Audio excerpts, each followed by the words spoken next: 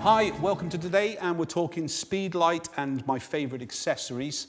Don't get too worried about the amount of equipment in front of us, because Speedlight, like all parts of your photography, are kind of things you add into during your kind of enthusiasm or your career. Technology in Speedlight, these little strobes that fit on top of the camera and basically can be pretty much positioned anywhere, have morphed in such a different way over the years. The first thing they've morphed in is pricing, not so much from the camera manufacturers themselves, but from third-party companies like Yongnuo and Cactus and so on. Metz have all kind of got their technology there. I'm pretty much a lover of the Yongnuos because they're disposable flashes. That sounds terrible in the day of one-use plastic, and I don't mean it in that way, but it means they're cheap enough to invest into. They've got fantastic technology. They're workhorses from the day you open them up to the day you drop them in the sea, and that is when they become disposable, okay, or from very big heights. So when you're investing into anything, obviously it's usually in a longer term kind of usage than kind of a weekend. Flash, again, the first things first, you should be looking more at what is flash doing for me, what is it going to be doing for the photograph. And I just don't mean sticking it on camera and basically having this little white kind of diffuser on the front and just taking your basic kind of shot. That's not what I'm on about in any way. I'm on about how we can change the flash's characteristics to kind of create a little bit more dynamic portrait photography. And we're making a series of films, in fact, out on location using those little beasts to actually show you how simple it is to actually get great and different results.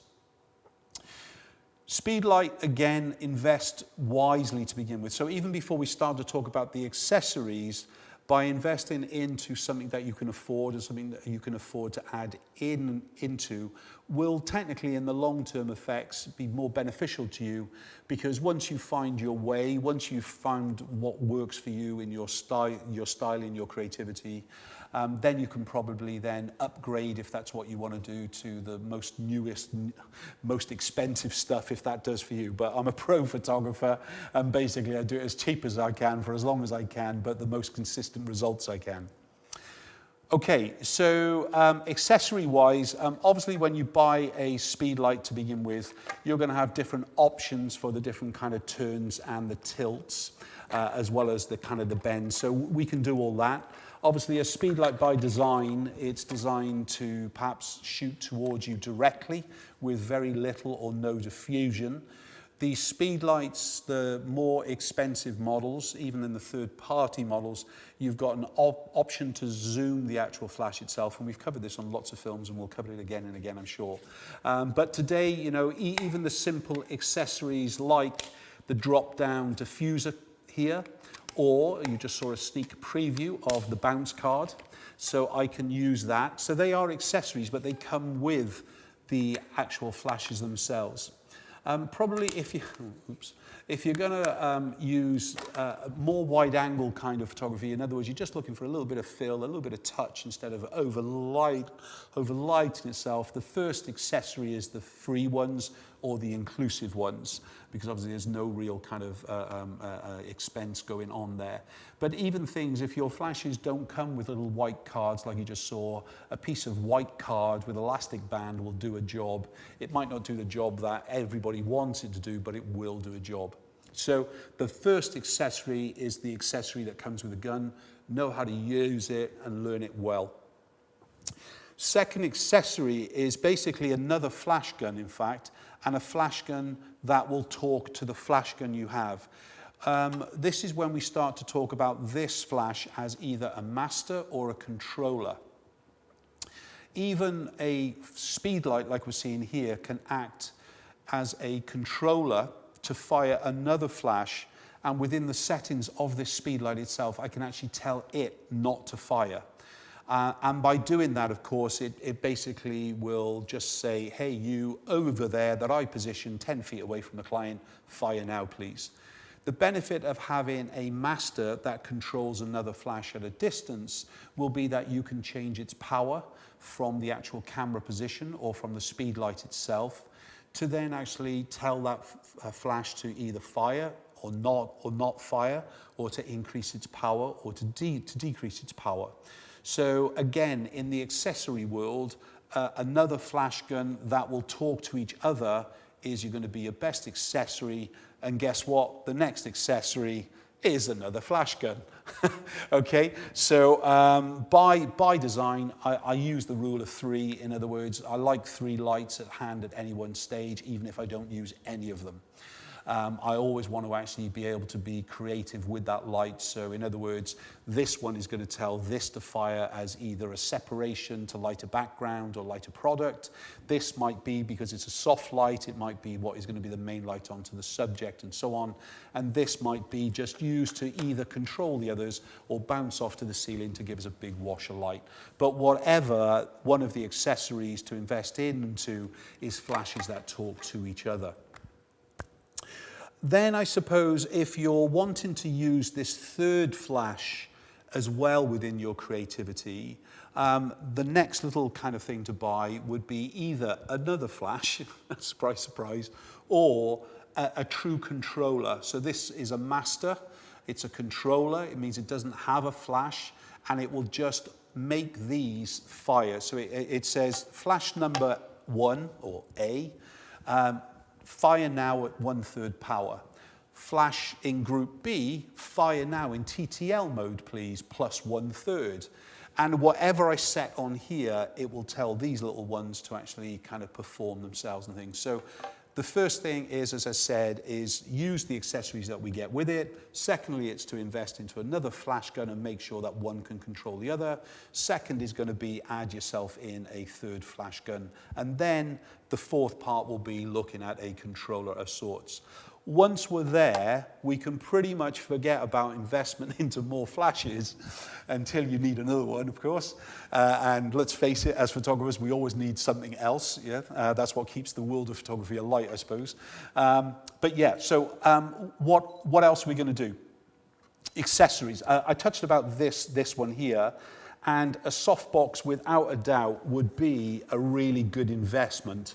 A softbox, this one specifically comes, as we're seeing it here. I've left the outer diffuser on for now. But the Speedlight, just, if I take out that diffusion, the Speedlight itself is just popped in behind here. And this is a true fold away as well, okay? So it basically can come in and out of the bag within minutes, so no excuses, as it were. And then it just pops back open up actually onto the sides. And then all it does, it slips onto the actual Speedlight itself, he says, trying to put it on. And then basically just doing a little knurled switch, which is just around by here, and that just tightens the band actually onto the flash. Obviously, the different softboxes work in different ways. So now you can see, in fact, what we've got is just the flash head there. The first point of diffusion, of course, I would try and use the diffusion on the flash head. So pull out the little wide-angle diffuser, and that is your first part of diffusion anyway. The second part, if you're using the the diffusion screen on the flash itself, probably the second point of diffusion is going to be the outside side one. However, let's not forget, basically we've got these little, let me just tighten that up a minute. It'll be no good for the camera, I'm sorry, but I'm just going to fix these in. And I don't have to actually take those off to actually pack away, in fact. All right, but here, now all we've got is our little inner diffuser there as such. And then, of course, if I want to, probably I'm going to use the outer diffuser to just pop it on. So then we've got just that little diffusion screen going on. And then pretty much we've got, technically, because we're using the diffuser on the actual flash, then we've got the middle diffuser, we've also got the outer diffusion layer as well. So at any one stage, we could remove one or both of those as well. We don't have to operate them. But of course, what we're trying to do is, whereas a flash, all flashes, studio flash and these little mini flashes, when the Xeon gas explodes, it basically tries to scatter, and everything we put in front of that gas is going to actually control the light itself with it and things really, okay? So within here, there's also some accessories, and I'm a big fan of being able to control the light more. So I usually remove the outer diffuser and basically replace that then with a diffuser with a honeycomb. So a little bit more advanced skill set as such really. But what this will do now, it's basically, if I just point that directly at the camera for a minute and I just fire that one, you'll see that in here, it's controlling the light. So what this light does, of course, it basically ensures that the light is going to go in a straight direction. So if I want the light to diffuse and spread, but soft, obviously I wouldn't use the egg crate. This is what we refer to this, or the egg shell, or grids. You can name it many things, but we usually refer to them as an egg crate, okay? Why? Because you can fit an egg in most of them. It's not to be recommended when using speedlights, by the way. Here, what we've got is a soft light source being controlled by the master flash, okay? And it says fire now, and obviously that's doing its job. And this will give me a great direction. So why would I use a honeycomb grid or the eggshell on the front? It would be if I was doing more of a theatrical kind of image, and I was using it to kind of give a little bit more of a Hollywood effect actually onto the face, so a very small pool of light with little or no feather spread. Then I'd be using that as the main light. But I could also use these as separation lights, so they're going to control the light in a small room. So again, it doesn't just spread all the light around the place, and it would be great for a headlight or a separation light or even popping onto the background. What else? Little things then, once you've kind of got into your soft boxes, you're probably going to want to control things a little bit more. A speedlight by design, most of them can zoom. So in other words, if you imagine it's more like magnifying the flash going out. So as I've got a medium wide to a telephoto lens on here, I'm not sure if you can hear, but as I basically zoom in and out, there's also the flash itself is zooming. So in other words, the plastic lens is moving further away, so it gets more of a focus beam. Let's just show you a close-up on that. So what we just saw that do is actually say, hey, he's using a 105 lens now. That means the flash needs to go all the way over there instead of just 5 feet away, like it would do with perhaps with a wide angle. So what the actual flash does intelligently, it focuses in there, so it allows the throw the beam to be more efficient with the light spread. But we can also use that in a faked up way by some of the controls on the back of the flash to zoom that little speed light in. So it'll ignore the actual manual wide angle to telephoto zoom in of the lens. We're actually going to set it into a certain kind of shape, distance wise, so it'll kind of create a very small pool of light. If we like that effect, then we're going to love the likes of a telephoto kind of addition, as it were, in the likes of a honeycomb. So in other words, if I've got the likes of a bride and groom coming up the aisle, and I want to just focus on them, like there's a spotlight on them instead of lighting all the guests each side, I can tell the flash, even though I'm in a wide angle lens, let's say, I can tell the flash to operate like it's zoomed in close, and then it would actually put just that very small pool of light directly onto the bride and groom itself.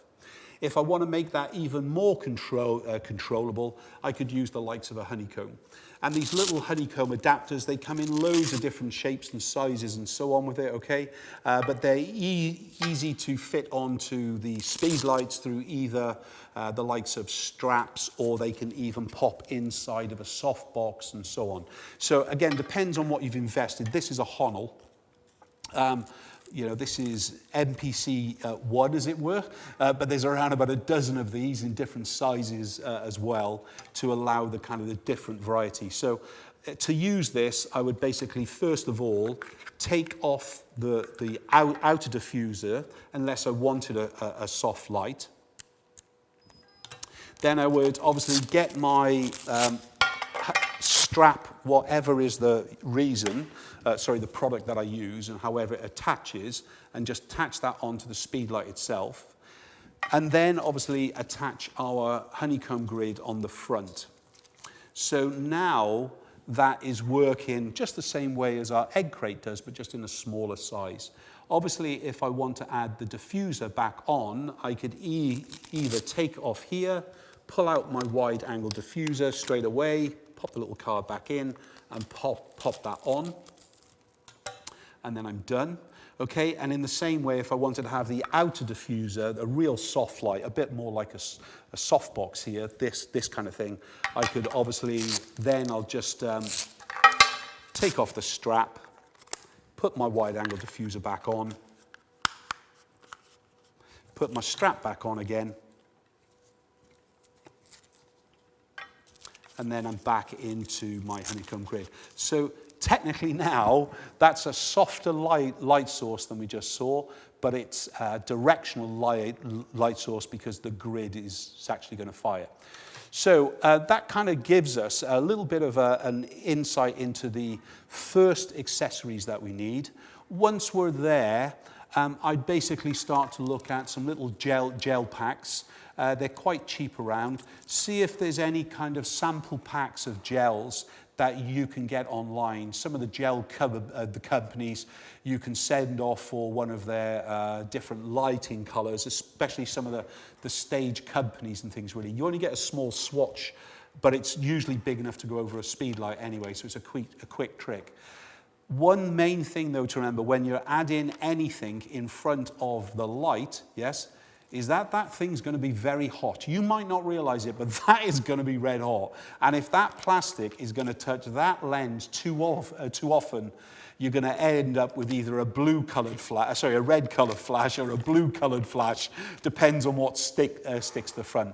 The great news about the Honnold strap, in fact, is that I can swap the honeycomb grid to the actual gel itself with it and things really. So you've got the different options. So that pretty much kind of finishes our insight into the simple accessories. Another little one is we all have these little tripods all over the place. And when you buy a Speedlight, they usually come with these little plates. And in the bottom of the plate, in fact, you'll usually have a thread. And on that thread, then, you can actually attach it to a light stand or in the likes of these little mini tripods with it. So, in short, what have we looked at? The accessories that come with the flash, a secondary flash so we can control it, a third flash so we can actually get even more creative with our light. Then we're looking at the soft boxes as a basic, the softbox accessories. Then we look at the honeycomb grids. Then we're looking at gels. And then we can look at something to actually support the flash on. Whatever is in your purchase regime, that's really down to you. Just to give you an example, there's all my gel kit, all right? And you definitely don't want something as many and as advanced as that. But when you've got as many Speedlights as I have, you need as many straps to go with pretty much each one of them. And you're going to need a colored gel as well with it. Thanks very much. Hope you've just enjoyed this insight into the accessories for your Speedlight. But the most important thing is get out there and get creative and get these little guns out of your bag and start using them because they're a powerful tool. Let there be light.